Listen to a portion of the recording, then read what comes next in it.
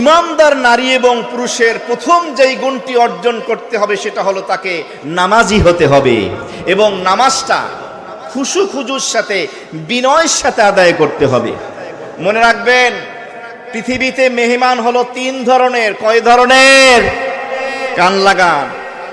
এক ধরনের মেহমান আছে, আমরা অপেক্ষায় থাকি আমাদের বাড়িতে কেন আসে না, আসলে বলি আর একদিন থাকেন, আর একদিন থাকেন। এরকম মেহমান আছে না?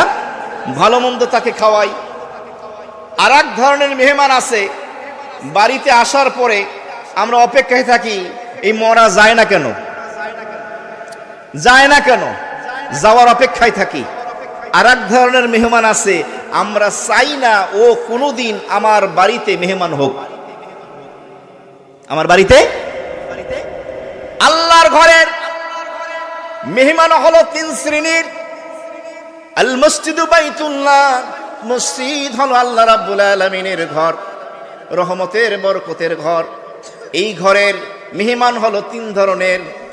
এক ধরনের নামাজি মুসল্লি হলো, কেমন জানি আল্লাহ রাব্বুল আলামিন অপেক্ষায় থাকে, আমার ঘর বাইতুল্লাহ কেন আসে না, তাড়াতাড়ি আসে মুসল্লি। নামাজ পড়ে, দোয়া করে, মোনাজাত করে, তেলাওয়াত করে, দুরূদ ইস্তিগফার করে, মোনাজাত করে, আবার বসে থাকে। এরপরে কিছুক্ষণ পরে আবার আমল করে, ঢোকে আগে, বের হয় সবার শেষে। এ হলো প্রথম শ্রেণীর মেহমান।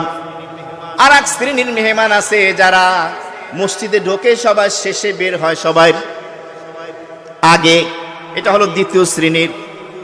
আর এক শ্রেণীর মেহমান আছে, আল্লাহ চায় না তোর মতো কপাল পোড়া আমার ঘরে যেন কদম না রাখে।